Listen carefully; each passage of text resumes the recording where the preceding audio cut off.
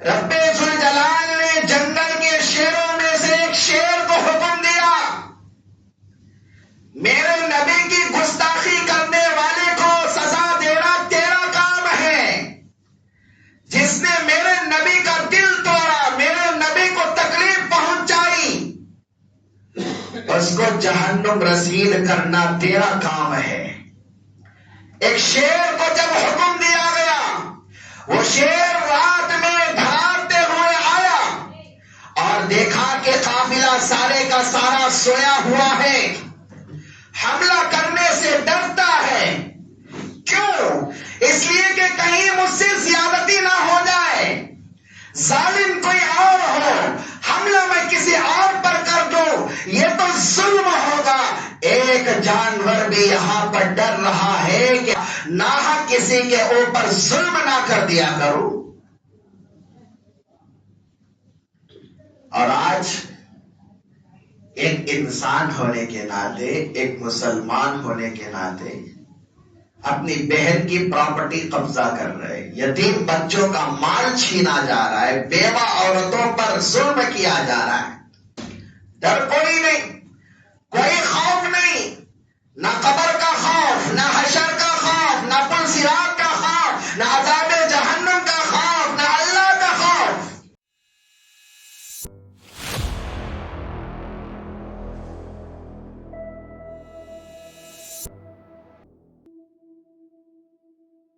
الحمدللہ الحمدللہ نحمده ونستعینه ونستغفره ونؤمن به ونتوکل علیہ ونعوذ باللہ من شرور انفسنا ومن سیئات اعمالنا، من يهده الله فلا مضل له ومن يضلله فلا هادي له، ونشهد أن لا إله إلا الله وحده لا شريك له، ونشهد أن سيدنا ونبينا ومولانا محمدا عبده ورسوله، أما بعد فأعوذ بالله السميع العليم من الشيطان الرجيم، بسم الله الرحمن الرحيم، إن الذين يحادون الله ورسوله أولئك في الأذلين، كتب الله لأغلبن أنا ورسلي إن الله قوي عزيز۔ قال الله تبارك وتعالى في مقام آخر، إن الله وملائكته يصلون على النبي يا أيها الذين آمنوا صلوا عليه وسلموا تسليما، صدق الله مولانا العظيم۔ وقال النبي صلى الله تعالى عليه وسلم: لا يؤمن أحدكم حتى أكون أحب إليه من والده وولده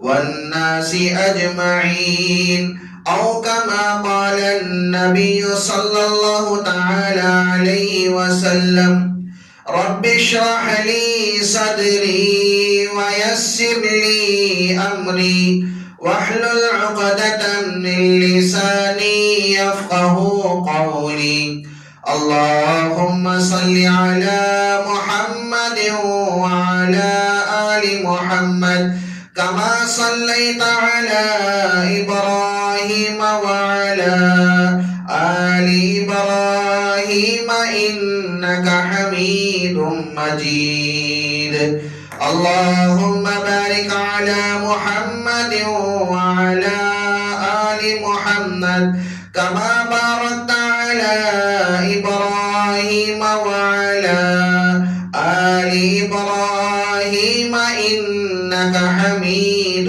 مجيد يا رب صل وسلم دائما أبدا على حبيبك خير الخلق كلهم.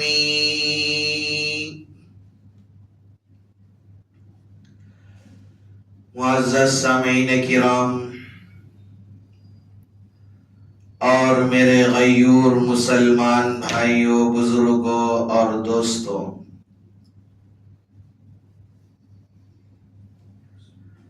میرے اور آپ کے آقا جناب محمد عربی صلی اللہ علیہ وسلم خاتم النبیین ہیں۔ اللہ کے نبی صلی اللہ علیہ وسلم کے بعد کوئی نبی آنے والا نہیں ہے۔ اللہ رب العزت نے پیارے آقا حضرت محمد مصطفیٰ صلی اللہ علیہ وسلم کو ہر چیز اعلیٰ عطا فرمائی ہے۔ ساری دنیا میں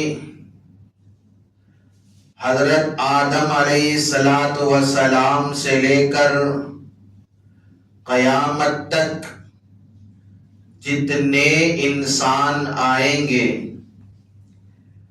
ان تمام انسانوں میں سب سے زیادہ حسین اور خوبصورت وہ میرے اور آپ کے آقا محمد عربی صلی اللہ علیہ وسلم کی ذات اقدس ہے۔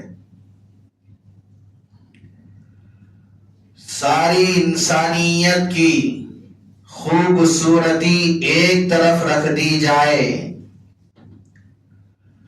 اور میرے اور آپ کے آقا جناب محمد عربی صلی اللہ علیہ وسلم کی خوبصورتی دوسری طرف رکھی جائے تو پیارے آقا صلی اللہ علیہ وسلم کی خوبصورتی اور ان کے حسن کا مقابلہ ساری دنیا کی خوبصورتی مل کر بھی نہیں کر سکتا ہے۔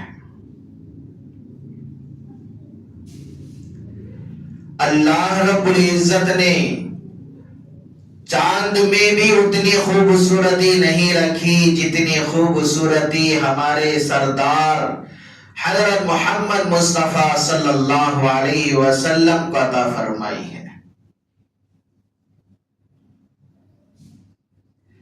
حضرت جابر بن سمرہ رضی اللہ تعالی عنہ فرماتے ہیں، ترمذی کی روایت ہے، ایک مرتبہ چاندنی رات میں بیٹھا ہوا تھا، اللہ کے نبی صلی اللہ علیہ وسلم سامنے بیٹھے ہوئے تھے، میں چاند کو دیکھتا اور پھر نبی کے چہرے کو دیکھتا اور پھر چاند کو دیکھتا، نبی کے چہرے کو دیکھتا، خدا کی قسم مجھے جو خوبصورتی نبی کے چہرے میں نظر آئی وہ خوبصورتی چاند میں بھی نظر نہیں آئی۔ اللہ تعالیٰ نے سب سے زیادہ حسین اپنے حبیب حضرت محمد مصطفیٰ صلی اللہ علیہ وسلم کو بنایا ہے۔ اللہ کے نبی صلی اللہ علیہ وسلم کی ہر ادا نرالی، جو چیز اللہ نے پیارے نبی کو عطا فرمائی ہے ہر چیز اعلیٰ ہے۔ خاندان عطا فرمایا، خاندان سب سے اعلیٰ۔ جس شہر میں نبی کو پیدا فرمایا گیا سب سے اعلیٰ۔ جس زمین پر نبی آئے وہ زمین سب سے اعلیٰ۔ اللہ کے نبی صلی اللہ علیہ وسلم کو جو جسم عطا فرمایا گیا سب سے اعلیٰ، آنکھ اعلیٰ، پلکیں اعلیٰ، بال اعلیٰ، کان اعلیٰ، ناک اعلیٰ، زبان اعلیٰ، ہاتھ اعلیٰ، ہر چیز، ہر عضو جو اللہ رب العزت نے پیارے آقا حضرت محمد مصطفیٰ صلی اللہ علیہ وسلم کو عطا فرمائے ہیں، ہر عضو اعلیٰ ہے۔ جو خاندان نبی کو عطا فرمایا وہ خاندان بھی اعلیٰ، جو گھرانہ اللہ کے نبی کو عطا فرمایا وہ گھرانہ بھی نرالا۔ کیا کہنے اس گھرانے کے جس گھرانے کے اندر اللہ کا قرآن اترتا ہو، کیا کہنے اس گھرانے کی عظمت کے کہ جس گھرانے کے اندر جبرائیل امین تشریف لاتے ہوں، کیا کہنے اس گھرانے کی عظمت کے جس گھرانے پر صبح اور شام 70 ہزار فرشتے سلام پیش کرتے ہوں۔ ایسا پاکیزہ گھرانہ پیارے آقا صلی اللہ علیہ وسلم کو اولاد اللہ نے عطا فرمائی، اولاد بھی نرالی۔ اللہ کے نبی صلی اللہ علیہ وسلم کو اللہ نے بیٹیاں عطا فرمائی، ایک ایک بیٹی ایک ایک سے بڑھ چڑھ کر۔ جناب سیدہ ام کلثوم رضی اللہ تعالی عنہا اللہ کے نبی صلی اللہ علیہ وسلم کی تیسرے نمبر کی بیٹی ہے۔ کل 4 بیٹیاں اللہ تعالیٰ نے پیارے آقا صلی اللہ علیہ وسلم کو عطا فرمائی۔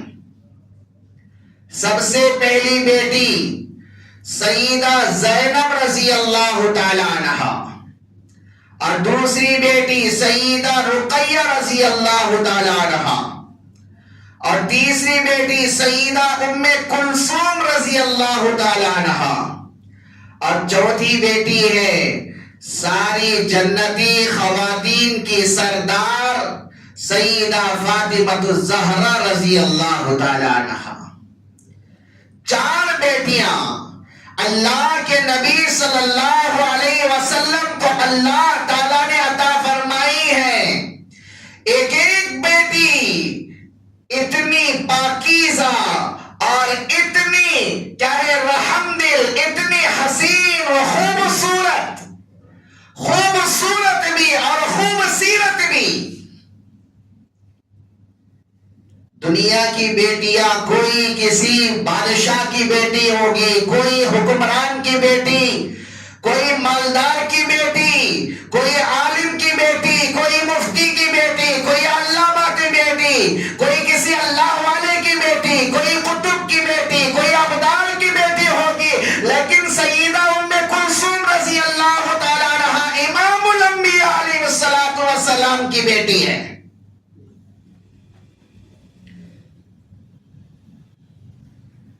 لیکن کسی بیٹی کو ماما نے کیا کھلایا ہوگا، گود میں ماں نے کھلایا ہوگا، باپ نے کھلایا ہوگا، چچا نے کھلایا ہوگا، گود میں دنیا والے کھلائے ہوں گے، کوئی کسی انسان نے نوکروں نے کھلایا ہوگا، نوکرانیوں نے کھلایا ہوگا، لیکن اللہ کے نبی صلی اللہ علیہ وسلم کی وہ لاڈلی چہیتی بیٹی سیدہ ام کلثوم رضی اللہ تعالیٰ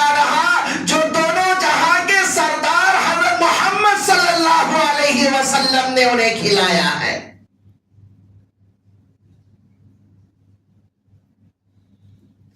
پیار و محبت کسی بیٹی کو ماں نے دیا ہوگا، کسی کو باپ نے دیا ہوگا، کسی کو ماما نے دیا ہوگا، کسی کو بھائی نے دیا ہوگا، کسی کو چچا نے دیا ہوگا، کسی کو رشتہ داروں نے دیا ہوگا، کسی کو باپ نے ماتھے پر بوسہ دیا ہوگا۔ قربان جاؤ سیدہ ام کلثوم رضی اللہ تعالی عنہا پر، جس کو لاکھوں مرتبہ امام الانبیاء جناب محمد عربی صلی اللہ علیہ وسلم نے بوسے دیے ہوں۔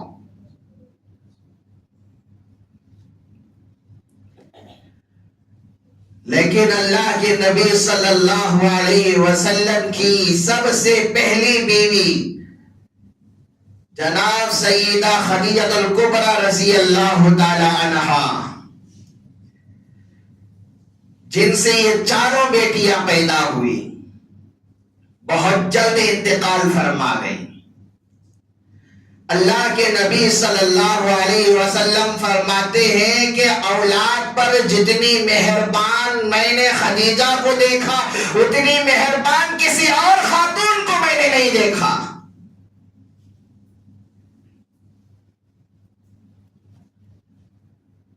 اللہ کے رسول صلی اللہ علیہ وسلم نے اپنی دو بیٹیوں کے نکاح ابو لہب کے دو بچوں سے کر دیے۔ نبوت سے پہلے کا واقعہ، ابو لہب اللہ کے نبی صلی اللہ علیہ وسلم کے چچا ہیں۔ نبی کی ولادت کی جب خبر سنی تو اس خوشی میں باندیوں کو، لونڈیوں کو آزاد کیا تھا، مٹھائی تقسیم کیا تھا۔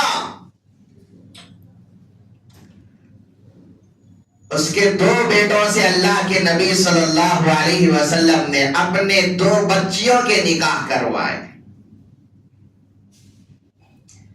اعلان نبوت جب ہوا، اللہ کے نبی صلی اللہ علیہ وسلم کو رب ذوالجلال نے نبوت جب عطا فرمائی، پیارے آقا صلی اللہ علیہ وسلم فاران کی چوٹی پر کھڑے ہو کر سارے مکہ والوں کو اعلان کیے، یا صباحا یا صباحا۔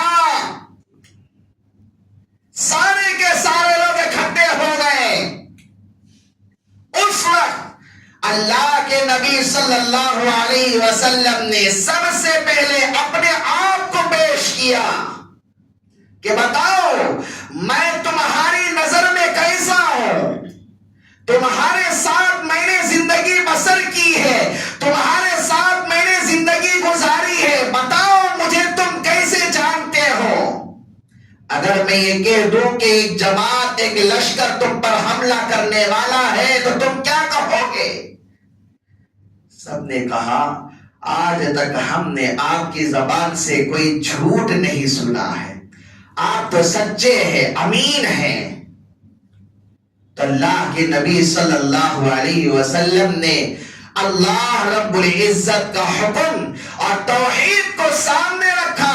یا ایھا الناس، اے لوگوں، قولوا لا الہ الا اللہ، کہہ دو کہ اللہ رب العزت کے سوا کوئی عبادت کے لائق نہیں ہے، مشکل کشا وہی ہے، حاجت روا وہی ہے، وحدہ لا شریک وہی ہے، اس کا کوئی حاجی نہیں ہے، اس کا کوئی ہمسر نہیں ہے، سب کچھ کرنے والی ذات صرف اللہ رب العزت کی ہے۔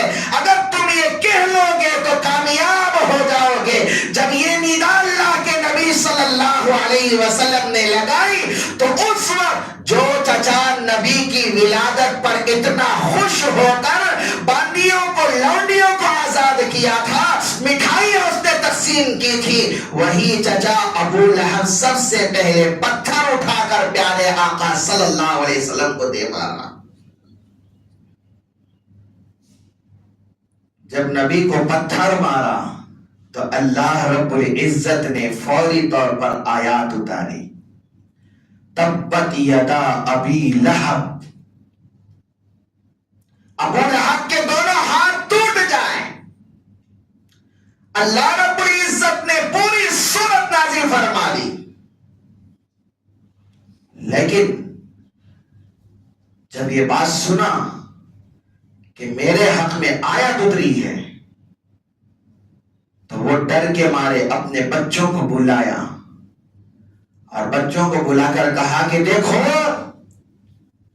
اگر تم مجھے باپ مانتے ہو، میں تمہارا باپ ہوں، تمہارے ساتھ میں اچھا سلوک کروں، تمہارے ساتھ میں رہوں، تو یہ اگر تم چاہتے ہو تو فوری طور پر اللہ کے نبی صلی اللہ علیہ وسلم کے دونوں بیٹیوں کو طلاق دے کے آ جاؤ۔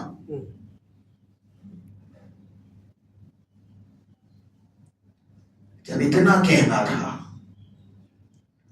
تو دونوں بیٹے ابو لہب کے پیارے آقا صلی اللہ علیہ وسلم کے پاس آتے ہیں. دربار رسالت میں بڑا بیٹا اسے ہی انکار کر دیتا ہے اور چھوٹا بیٹا اللہ کے نبی صلی اللہ علیہ وسلم کی شان میں گستاخی کرتا ہے، گالیاں دیتا ہے، اللہ کے نبی صلی اللہ علیہ وسلم کا گریبان پکڑ کر پھاڑ دیتا ہے. نعوذ باللہ، اللہ کے نبی صلی اللہ علیہ وسلم کے چہرے انور پر تھوکنے کا ناپاک عمل بھی کر دیتا ہے. اللہ کے نبی صلی اللہ علیہ وسلم یہ تمام کے تمام جب دکھ برداشت کرتے ہیں، یہاں تک کہ اللہ کے نبی صلی اللہ علیہ وسلم کو اتنی تکلیف پہنچتی ہے. آپ اندازہ کریں کہ اللہ کے نبی صلی اللہ علیہ وسلم کا چچا نبی علیہ السلام کو پتھر مار کر ستائے، اور اللہ کے نبی صلی اللہ علیہ وسلم کے چند سال پہلے ہی ابو خدیجہ الکبریٰ کا انتقال ہو گیا، ایک طرف ابو طالب کا اسی سال انتقال ہو جاتا ہے. اتنا غم نبی علیہ السلام کے اوپر آ جاتا ہے. اللہ کے نبی صلی اللہ علیہ وسلم اس سال کو عام الحزن نام رکھ دیتے ہیں، یعنی کہ غم کا سال. اتنا بڑا غم دل کے اوپر تھا. پھر چند سال کے بعد نبوت کا جب اعلان ہوا، چچا پتھر دے مارا، اور یہاں پر اپنے 2 بچیوں کا نکاح ٹوٹ رہا ہے، طلاق واقع ہو رہی ہے. اندازہ لگائیں کہ کیا صدمہ نبی علیہ السلام کو پہنچا ہوگا، کتنا دکھ پہنچا ہوگا. اللہ کے نبی صلی اللہ علیہ وسلم اس دکھ کو برداشت نہیں کر پائے، اپنے ہاتھ اٹھایا آسمان کی طرف اور دعا کی، بد دعا کی، یا اللہ اس آدمی پر اپنے کتوں میں سے یہ کتے کو مسلط کر دینا، یا اپنے شیروں میں سے ایک شیر کو مسلط کر دینا. پیارے آقا صلی اللہ علیہ وسلم نے جب یہ بد دعا کی، یہ بات ابو لہب کو پہنچ گئی کہ اللہ کے نبی نے میرے بیٹے کے حق میں بد دعا کر دی ہے. کانپ گیا، لرزہ اس کے اندر طاری ہو گیا، کپکپی اس کے اندر طاری ہو گئی. وہ سمجھ گیا اللہ کے نبی صلی اللہ علیہ وسلم سچے ہیں، ان کی بد دعا واقعتاً لگ کر ہی رہے گی. اسے یقین ہو گیا تھا اب میرا بچہ بچنے والا نہیں ہے، اب میرا خاندان بچنے والا نہیں ہے. تو اس لیے اپنے بچے کو بلایا، اپنے پاس رکھا، دور جانے نہیں دیتا تھا. میں اپنے بچے کی حفاظت میں خود کروں گا. میرے بھائیوں سمجھو، یہاں پر یہ کافر و مشرک اللہ کے نبی صلی اللہ علیہ وسلم کی بد دعا پر اتنا یقین رکھتا ہے. ہم اپنے آپ کو حاجی کہتے ہیں، ہم اپنے آپ کو نمازی کہتے ہیں، ہم اپنے آپ کو ایمان والا کہتے ہیں، لیکن ہمیں نہ خبر کا ڈر ہے، نہ حشر کا ڈر ہے، نہ پلسرات کا ڈر ہے، نہ عذاب کیا ہے جہنم کے عذاب کا ڈر ہے. ہمیں تو کوئی ڈر ہے ہی نہیں ہے. نڈر ہو کر ہم زندگی گزارتے ہیں. اللہ کے نبی صلی اللہ علیہ وسلم کے احادیث ہمارے سامنے آتے ہیں، اللہ رب العزت کا قرآن ہمارے سامنے پڑھا جاتا ہے. سننے کے باوجود، سمجھنے کے باوجود پھر بھی ہماری زندگی بدلتی نہیں ہے. جیسی زندگی پہلے تھی ویسی ہی زندگی آج ہماری بھی ہے. لیکن ایک کافر و مشرک جب یہ بد دعا سنتا ہے تو کانپ جاتا ہے. ایک مرتبہ ملک شام کا سفر تجارت کے غرض سے ابو لہب کیا، اس میں اپنے بچے کو بھی ساتھ رکھا. جب قافلہ چلتا چلتا چلتا رہا، شام ہو گئی تو قافلہ رک گیا. ایک جگہ پڑاؤ ڈالے تاکہ رات گزار لیں. ابو لہب کا بیٹا بھانپ گیا کہ نبی کی بد دعا میں بچ نہیں پاؤں گا. یاد آ گئی بد دعا، ابو لہب کو بھی بد دعا یاد آئی. اس نے سارے لوگوں کو جمع کیا، ادھر آ جاؤ، ادھر آ جاؤ، ادھر آ جاؤ. آپ سب جانتے ہو مکے کے نبی نے میرے بیٹے کے حق میں بد دعا کی ہے. سب نے کہا کہ ہاں ہم بھی جانتے ہیں. دیکھو آج رات میرے بیٹے کی حفاظت ہم سب کریں گے، کنارے پر نہیں سلائیں گے، الگ نہیں سلائیں گے، بلکہ درمیان میں سارے سامان اکٹھا کروں، سب جمع کیے، سامان کے اوپر میرا بچہ سوئے گا اور ہم سب سامان کے گول سوئیں گے، تاکہ میرے بچے کے اوپر کوئی حملہ نہ ہو، میرے بچے کو کوئی دکھ نہ پہنچے، تکلیف نہ پہنچے، میرے بچے کی جان بچ جائے۔ لیکن اللہ رب العزت کا حکم واقع ہونا تھا، واقع ہو گیا۔ رب ذوالجلال نے جنگل کے شیروں میں سے ایک شیر کو حکم دیا، میرے نبی کی گستاخی کرنے والے کو سزا دینا تیرا کام ہے، جس نے میرے نبی کا دل توڑا، میرے نبی کو تکلیف پہنچائی، اس کو جہنم رسید کرنا تیرا کام ہے۔ ایک شیر کو جب حکم دیا گیا، وہ شیر رات میں دھڑاتے ہوئے آیا اور دیکھا کہ قافلہ سارے کا سارا سویا ہوا ہے، حملہ کرنے سے ڈرتا ہے۔ کیوں؟ اس لیے کہ کہیں مجھ سے زیادتی نہ ہو جائے، ظالم کوئی اور ہو، حملہ میں کسی اور پر کر دوں، یہ تو ظلم ہوگا۔ ایک جانور بھی یہاں پر ڈر رہا ہے کہ ناحق کسی کے اوپر قبضہ، ناحق کسی کے اوپر ظلم نہ کر دیا کروں۔ اور آج ایک انسان ہونے کے ناطے، ایک مسلمان ہونے کے ناطے اپنی بہن کی پراپرٹی قبضہ کر رہے، یتیم بچوں کا مال چھینا جا رہا ہے، بیوہ عورتوں پر ظلم کیا جا رہا ہے۔ ڈر کوئی نہیں، کوئی خوف نہیں، نہ قبر کا خوف، نہ حشر کا خوف، نہ پل صراط کا خوف، نہ عذاب جہنم کا خوف، نہ اللہ کا خوف۔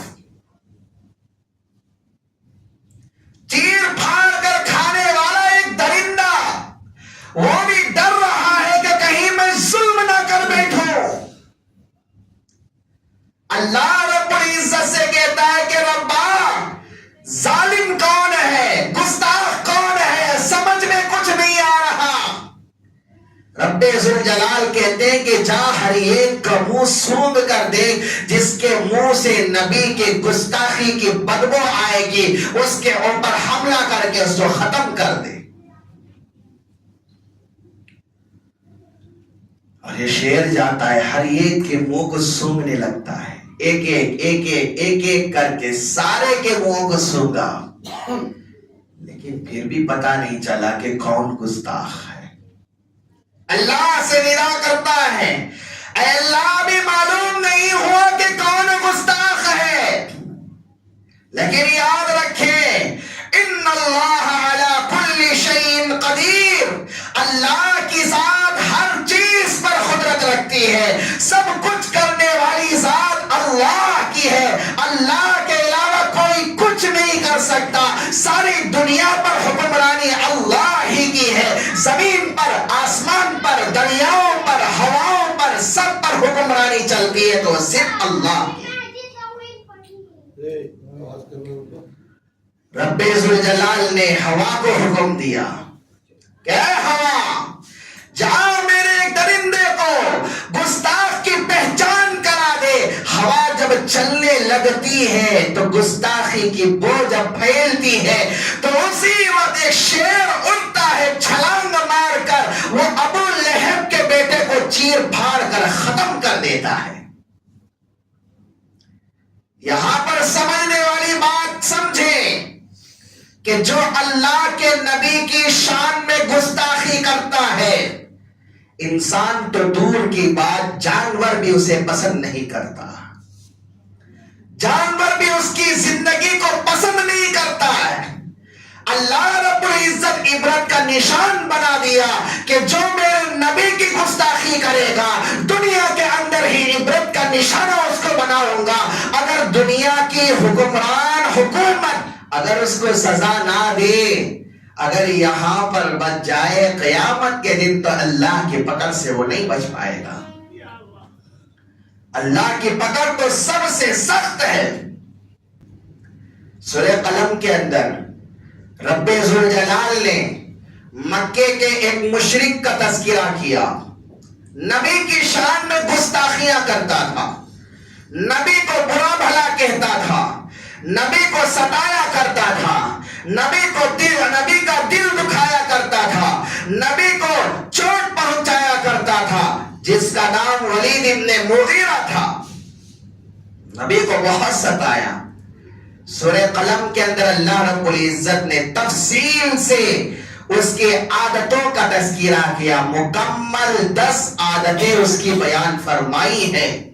وَلَا تُطِعْ كُلَّ حَلَّافٍ مَّهِينٍ حَمَّازٍ مَّشَّاءٍ بِنَمِيمٍ مَّنَّاعٍ لِّلْخَيْرِ مُعْتَدٍ أَثِيمٍ عُتُلٍّ بَعْدَ ذَلِكَ زَنِيمٍ. اللہ رب العزت نے اس کے 10 اوصاف رذیلہ بیان فرمائے ہیں. 10 اوصاف. جب یہ آیات اتری تو ولید ابن مغیرہ نے جب یہ آیات سنے, جب یہ آیات کو سنا تو فوری طور پر اپنے اندر جانچنے لگا, کیا یہ اوصاف میرے اندر ہے یا نہیں ہے. جب اپنے اندر جھانکا اپنے گریبان میں تو 9 اوصاف تو اسے مل گئے, اور 10واں اوصاف تھا زنیم.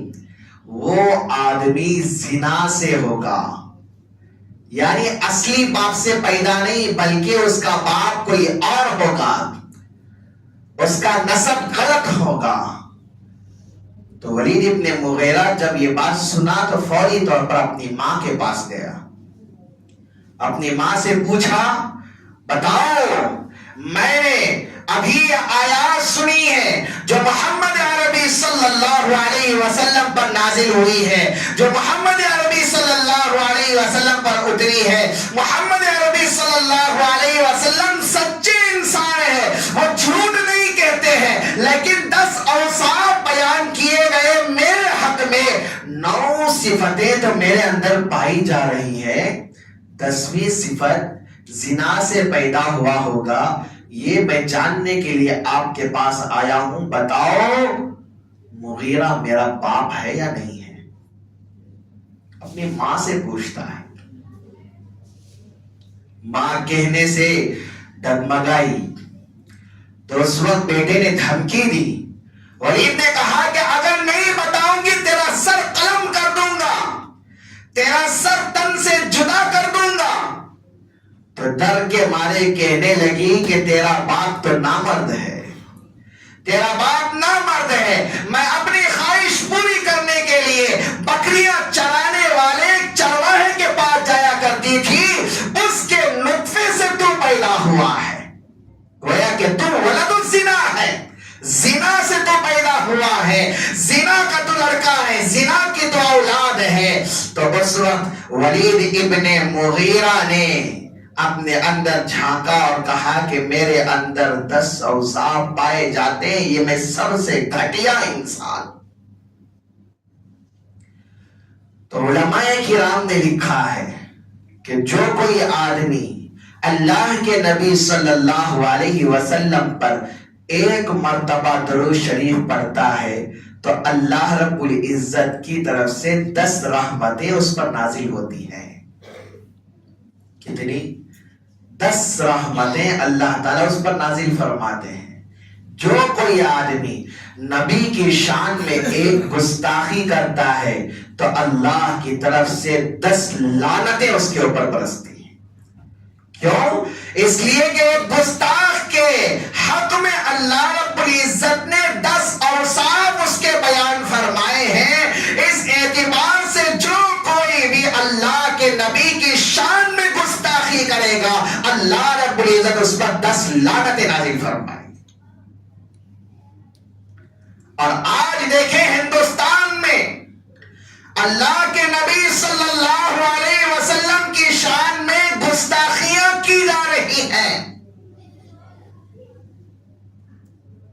مسلمان جس کے دل کے اندر اور خون کے قطرے قطرے میں نبی کی محبت بسی ہوئی ہے، نبی سے عشق جس کے دل کے اندر خون کے قطرے قطرے کے اندر بسا ہوا ہے، لیکن صبر کے ساتھ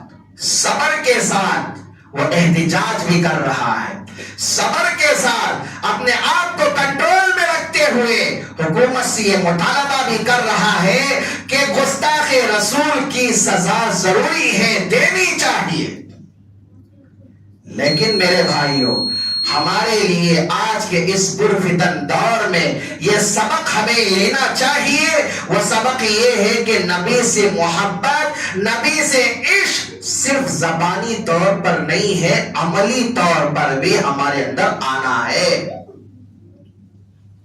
سر کے بال سے لے کر پیر کے ناخن تک ہماری پوری زندگی نبی سے عشق والی، نبی سے محبتوں والی، اور نبی کا آئیڈیل اپنے آپ کو ہم بنانا ہے۔ نبی کو جب تک ہم آئیڈیل نہیں بنائیں گے، ہماری زندگی کامیاب و کامران نہیں ہو سکتی۔ تو اس لیے سب ساتھی ارادہ کریں کہ انشاءاللہ العزیز نبی علیہ السلام کی ایک ایک سنت کو جان جان کر اپنی زندگی میں لانے کی ہم ضرور کوشش کیا کریں گے۔ نبی علیہ السلام کی ایک ایک سنت پر دل و جان سے ہم عمل کیا کریں گے۔ اللہ تعالیٰ سے دعا گو ہو کہ اللہ تعالیٰ جو کچھ کہا اور سنا گیا ان باتوں پر سب سے پہلے کہنے والے کو عمل کی توفیق عطا فرمائے۔ اللہ تعالیٰ ہم تمام کو عمل پیرا بنائے۔ آمین وآخر دعوانا ان الحمدللہ رب العالمین۔ اور مزید اس طرح کی ویڈیوز دیکھنے کے لیے ہمارے یوٹیوب چینل مولانا ابو سعید اسلامک نیٹ ورک کو ضرور شیئر اور سبسکرائب کرنا نہ بھولیں۔ جزاک اللہ خیر۔